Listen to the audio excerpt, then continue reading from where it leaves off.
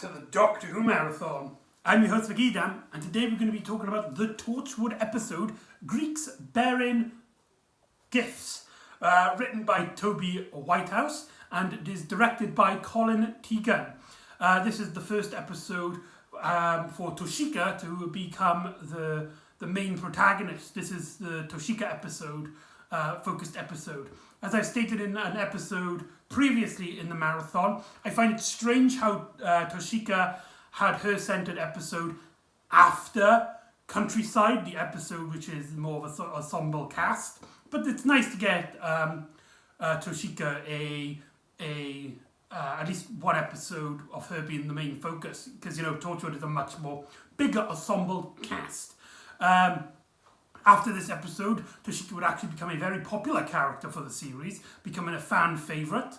And she was the go-to for the shy and innocent character who, was very socially awkward. It's here that we learn about her relationships and her feelings for other characters and all that. And there's a lot of great personal struggle in this adventure.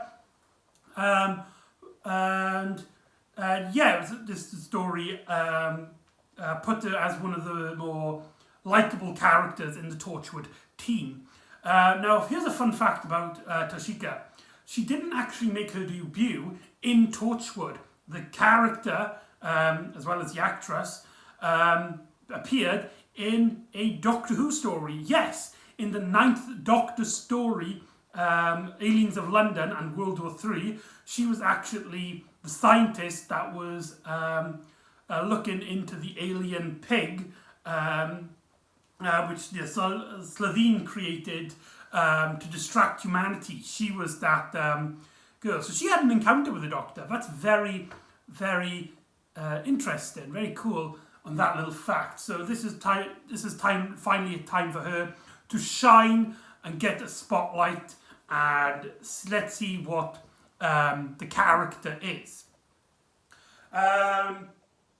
There's not really much behind the scenes stuff that I can really talk about. In terms of the villain, or at least the race of the villain, they would become a bit important in the Doctor Who mythos.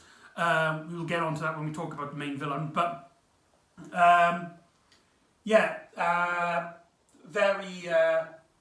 very important mythos stuff. I'm sorry, I know I'm rambling a bit. I can't really think much to talk about, like, back of this. I just really actually want to get into the story at hand.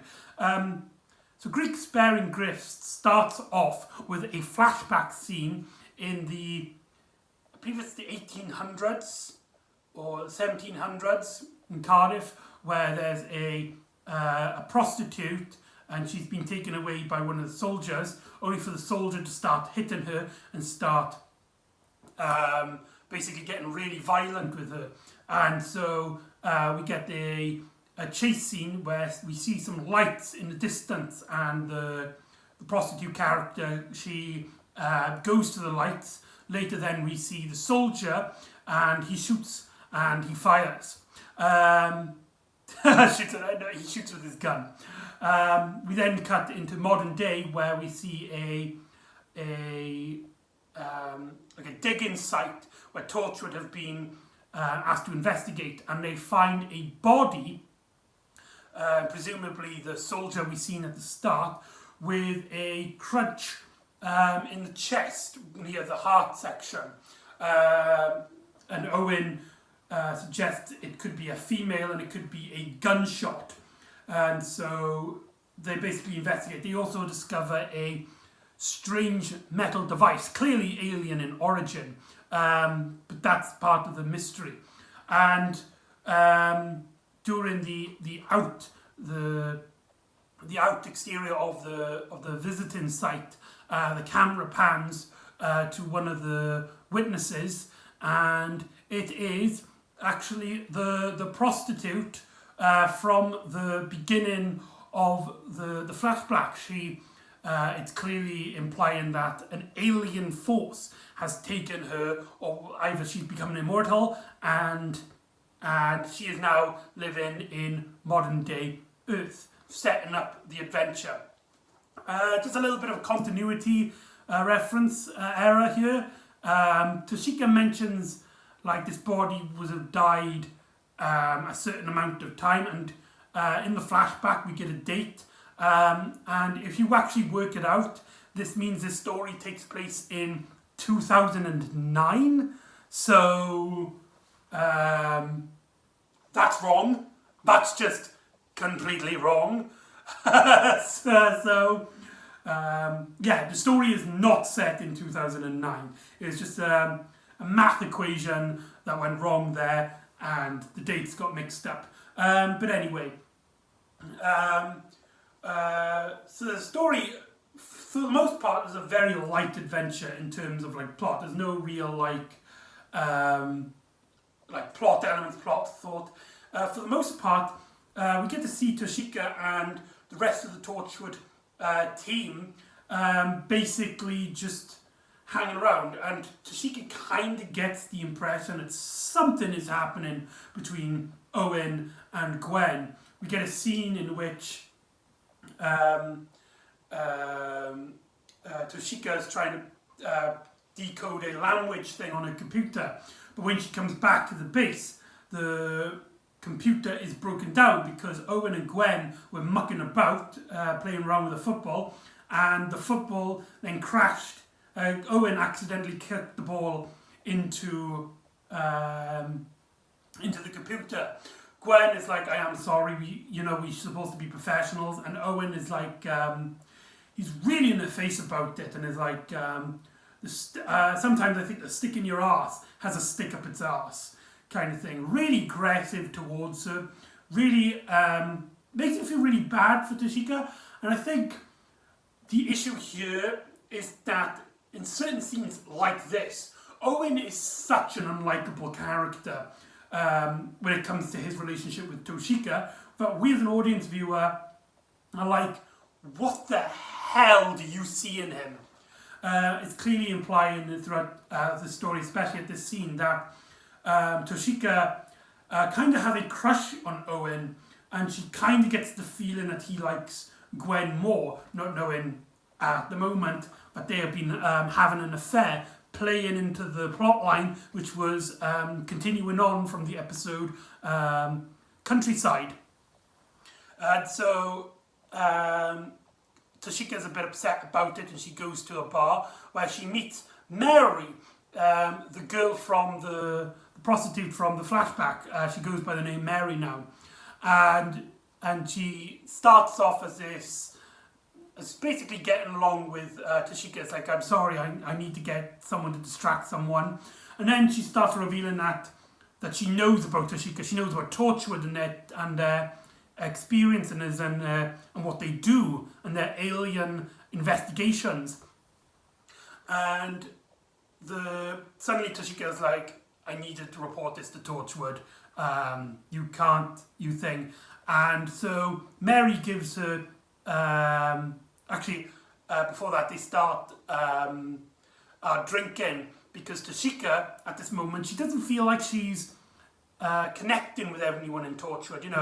They get along for the job, but she doesn't feel like she's any close with anybody, and so she gravitates towards Mary, and that is such a likable character trait.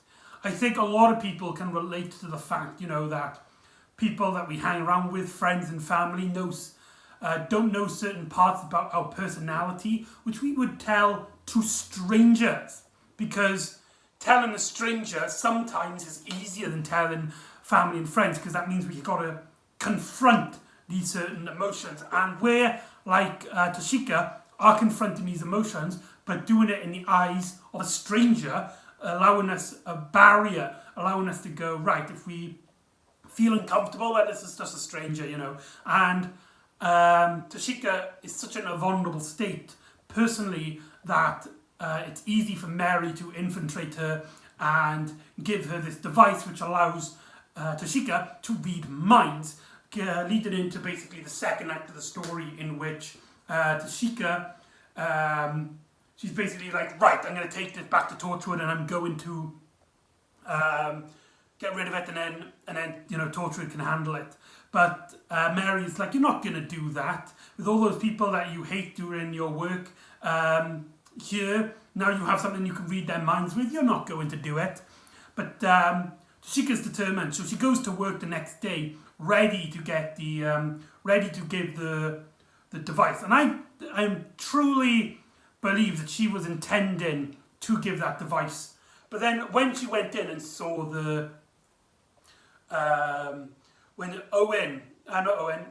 Yanto comes in through the door, and there's this kind of awkward feeling. She kind of gets the feeling like, maybe I could read people's mind, be a little bit cheeky and find out. And so she puts on the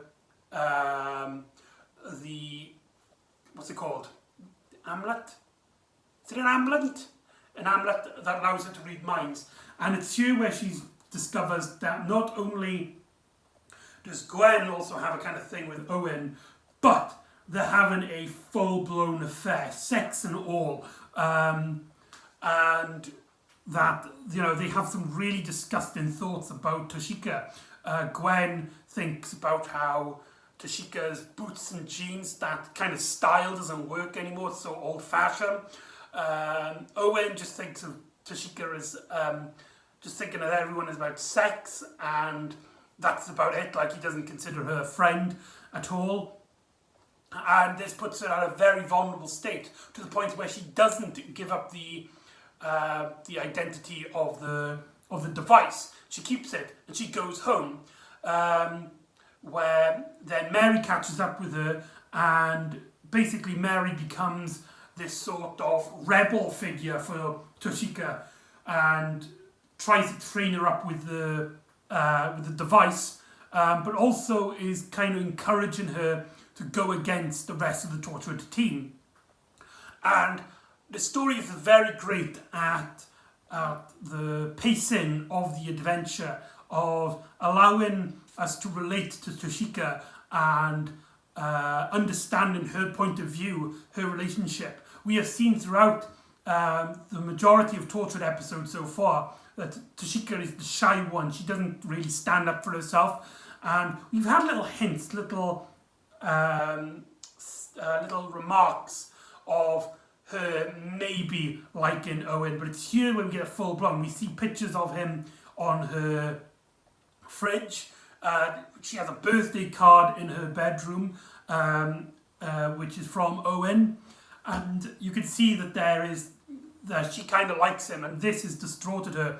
And Mary has kind of come in and is like, those people, you've basically read into their diary, into their dirty thoughts. I like how, despite Mary being clearly the villain here, she at first is like, oh no, then they're still your friends. They do honestly care about you. It's just that what you're reading is their deepest, darkest thoughts. Not even they know that they're thinking about this sometimes. Just because they have horrible things to think about you doesn't mean that they are not your friends. And Mary is kind of like this gateway drug, if you will, to Toshika, which then leads into another topic of interest for the story, and that is the same-sex relationship in this story. Now, as I've mentioned in previous episodes talking about Torchwood in this marathon, I have described that Torchwood isn't very good at its maturity. Sometimes stuff like same-sex couples and all that are played up for laughs, or just to show how mature and manly this show is. This isn't for kids, this is for adults. And I understand that you could easily do this story, even with the same-sex relationship, easily in Doctor Who itself. I feel like the relationship here between Toshika and Mary actually works really well. Sure, we get like the hints of sex, but it's never titillating, if that makes any sense. It's never like it's clearly these scenes are played up for the camera. Like, it starts, it's like a relationship, and Mary's using that relationship. She is using the fact that Tashika has grown this relationship with her to get what she wants, and you can clearly get this feeling with that she is this manipulative character controlling Toshika, and is basically an abusive partner without actually being abusive, if that makes any sense. And I actually really enjoy that in this story. I really enjoy the aspects of it and seeing where this is going. But that doesn't mean in terms of directing, this story is completely without its faults. The story still looks, in my opinion, really good. Colin Teagan, who previously directed Ghost Machine, also brings a lot of personality, a lot of struggle and interest, which is kind of interesting how he directed 2 episodes which are very personal to our characters. Seeing our characters twisted and distorted by the events that they're going through. With Ghost Machine, it's Owen, and here it's Toshika. But some some complaints I have, mainly to do with how Torchwood as a series is set up. Some bits come off as really corny. Some of the quick camera movements and the like those really corny detective shows where they like show the same clip from like different angles like 7 times, and you get that sound effect. That's really corny. I do like it when Toshika puts on the device and we get that, and then we have like images of the screen goes negative for like a few seconds. It really puts you in the headset of this is just overwhelming for her, and it slowly does it calm down, and as she gets to focus a bit more on what she needs and what she wants. I really like that. But when the story does not is not around the amulet, and we have these awkward cutting and editing and transitions, it feels really corny, and it feels really out of place for a much more adult aspect of the series of Torchwood, separating it from Doctor Who, but I think not in a good way, if you get what I mean. It feels like CSI, the corny edition, but with aliens in Cardiff. She goes in to Torture Tower and she puts on the device again. I really like the scene in which she's got it on. She doesn't even think about it. And she's listening in to Yanto. Yanto's just doing what he always does, cleaning up after everybody. Basically, the waiter picking up all the cups and stuff. And she's not even thinking about it. It just so happens that he's in the room. Yanto is just thinking about he's very depressed. He's He's like, every moment I'm here, I just want to end it all. I'm such in a misery. I'm such in turmoil.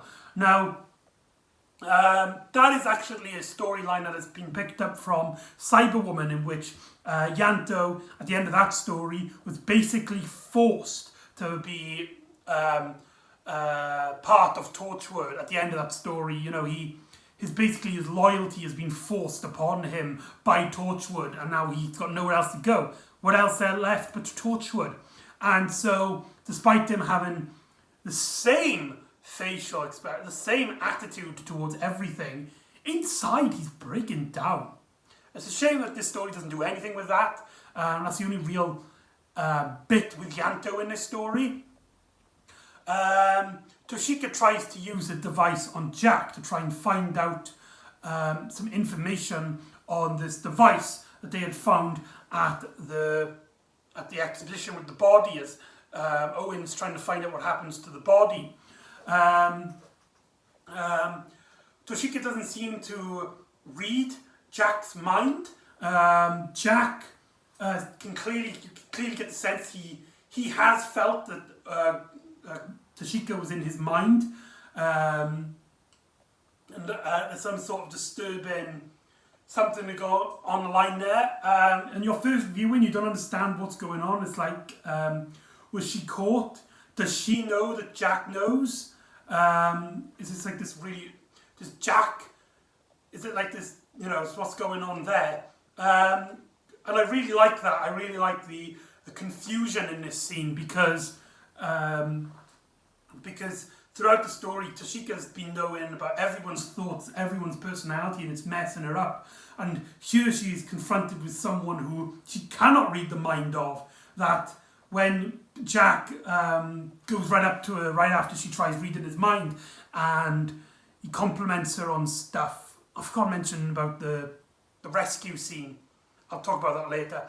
And Toshika, you can kind of see it in her face. She's like, has she been outed? Is it just because she can't read Jack's mind? Because, he's not like 100% human. Like, what is going on with Jack? And it adds this whole mystery to Jack.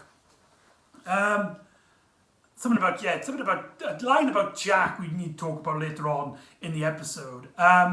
We get this fantastic moment, which I'm going to talk about, the rescue scene, in which she goes outside trying to find some good with the device, because she kind of has breaks out. It's like, all these things I've learned so horrible, so disgusting.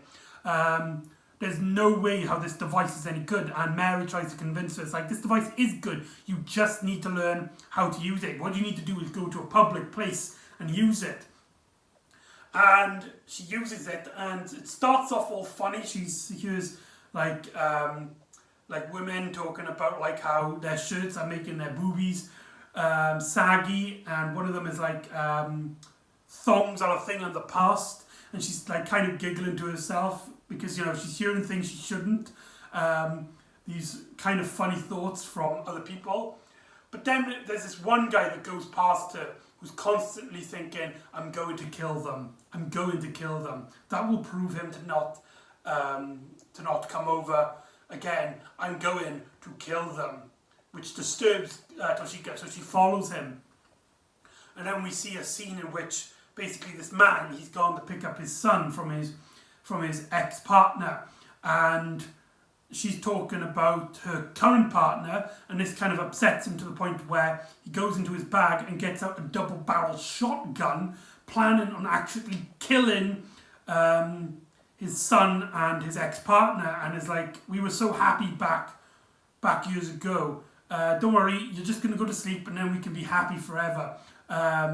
We can live together in harmony. Before Toshika, obviously following him, whacks him with a golf club, saving their lives. When she goes back to Torchwood Tower, she doesn't actually tell anybody that she saved anybody, thinking, mainly because, she's not the bragging type of person, but also as well, she doesn't want to be found out about the thing. When she goes down to Owen, he's talking about like the dead body. There's this really funny moment in which they're basically Jack and Gwen are taking the mick out of him because they discover it wasn't a woman, it was a man, and it wasn't a gunshot, it was some sort of blow, yes, but the one thing that can be caught out of the cause of death was a gunshot, so he was in completely the wrong in there. Owen asks for Toshika kind of nicely in the scene. I kind of like the scene in which Owen is kind of nice to her. Still, in my opinion, doesn't justify his attitude near the start of the story. I hate that scene. It's really, the stick in your ass is another stick in your ass. I hate that scene, especially how he was the one who broke her computer. It makes him feel really unlikable and understands that if Toshika and him did get together, then it would kind of be an abusive relationship. But then that's the adult edginess of the story. Now, I want to talk about this scene because Toshika mentions Alien, the scene, and she's quote for quote, the scene in which the creature comes out of John Hurt's chest. John Hurt would later go on to play the War Doctor, the Doctor incarnation that we've seen previously in my marathon. So there you go. Also, I've never seen anybody bring this up, but in that scene, on the wall, you can see a blueprint of a kind of Cyberman-looking creature. It looks very like the Cytrons in the spoof. Do you have a license to save that planet? I don't know if that was supposed to be a reference or it's just supposed to be a Cyberman and blueprints and all that, but I noticed it and I've never heard anybody mention it, so I'm bringing it up here. Toshika basically goes into a spiral of emotions as she constantly is hearing all these horrible things and learning about this affair and from the woman who she's been trusting and the man that she has loved throughout the entire series of Torchwood, and she doesn't know what to do with herself.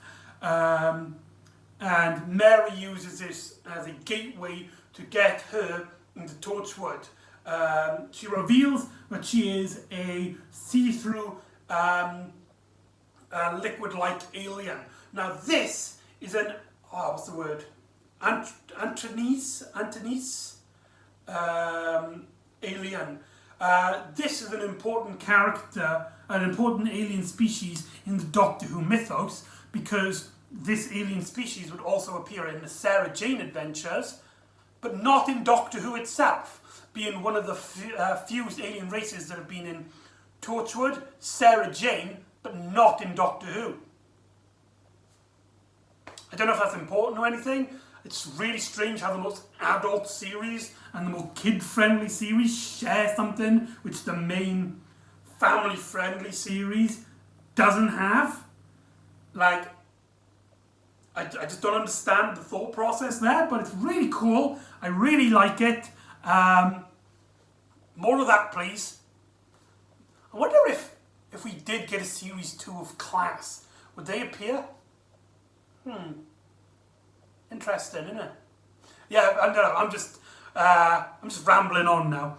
And so, they basically go into Torchwood to try and find this device. And basically, Jack ambushes them. The rest of the Torchwood team are there.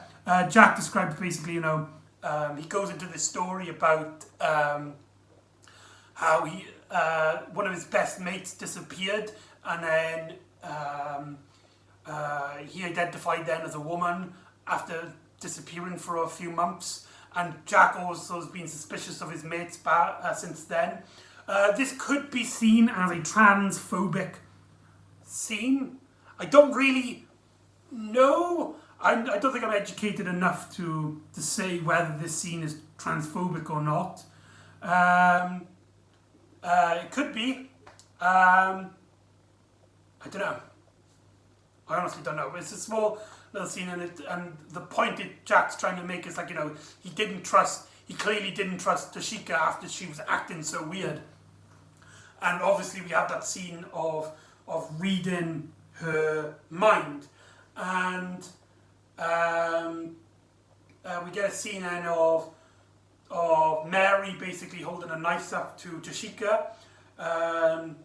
Owen basically discovers that there is something horrible happening after he basically goes through his files and discover there are hundreds and hundreds and hundreds of bodies with the exact same puncture wound, with the lack of heart, implying that there is an alien creature living throughout history since that moment, which eats human hearts, which turns out to be Mary.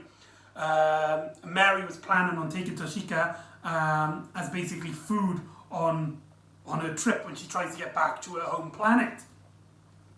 And Toshika reads a lot of people's minds. It's here that Owen kind of discovers like Toshika had the power to read minds. Jack tells Toshika telepathically to stay calm, I've got a plan, just don't do anything. Basically implying like, right, he knew that she can read minds. And so Mary leaves go as she gets the device, and it turns out that Jack has deprogrammed it and sent it sent her flying to the centre of the sun, killing her. I like how Jack is like playful at first, like joking around, saying it's like, oh, it can't be that hot. It's nighttime after all. And when Toshika's like, did you kill her? Jack just turns around in anger. Yes, I did. And then the room just goes completely silent. Then basically the aftermath of the story, we see Toshika confronting Gwen and Owen. Gwen obviously being the more relatable character and being the audience surrogate is like, I don't blame you, you know, what you were doing was horrible, you know, invading our personal space, but anybody would do it in your situation, and I can't take the moral high ground. I'm having an affair with this man who she kind of hints that she knows that Toshika likes him, and obviously, you know, Gwen is having an affair from her boyfriend, from Reese, which I've also realised that this is probably the first episode in which Reese does not appear at all. Maybe? I'm not quite sure. I'll have to rethink that. But Owen is like, you had no right to invade our personal space, so basically bugger off, and he runs, basically storms out in a temper tantrum. And we get a scene, or probably the ending of the story is Jack and Toshika having a lovely little moment just outside Cardiff Bay, as Toshika is like, I can't undo what I did. This device is horrible. It turned me into someone who I'm not. But how do I go back after all of these things I've heard? How do I go back? And Jack basically is like, what you got was just a little taste, a frame of this massive world that we don't, which we shouldn't bear witness to. And when Toshika is like, what should we do with this device? Jack actually gives it up to her, to which she's like, this is too dangerous. And so she puts it on the floor and crushes it. We get a nice little moment of Jack saying, it's like, what do regular bosses do now? Am I allowed to hit people? And they have a little laugh about that. Jack is like, right, I need the tortured list, which has been talked about throughout the entire episode. I need that list for unit by tonight on my office. Basically having a little bit of a punishment, but, you know, Jack is clearly opening the doors for her. He kind of understands, he's empathetic towards her, and it's like, we're still family, we're still, you know, a unit, and we look out for each other. Essentially, that's what he's saying. And then we get some lovely shots of a bird's eye view of Cardiff as you see cars going past, as it makes you think it's like what she just witnessed, the thoughts, the personalities that she digged into. That was only a small segment of the real world. Like, how many other dark and disturbing thoughts are out there? And that's Greeks bearing gifts. Overall, I think for the majority of the story, it's a very good story.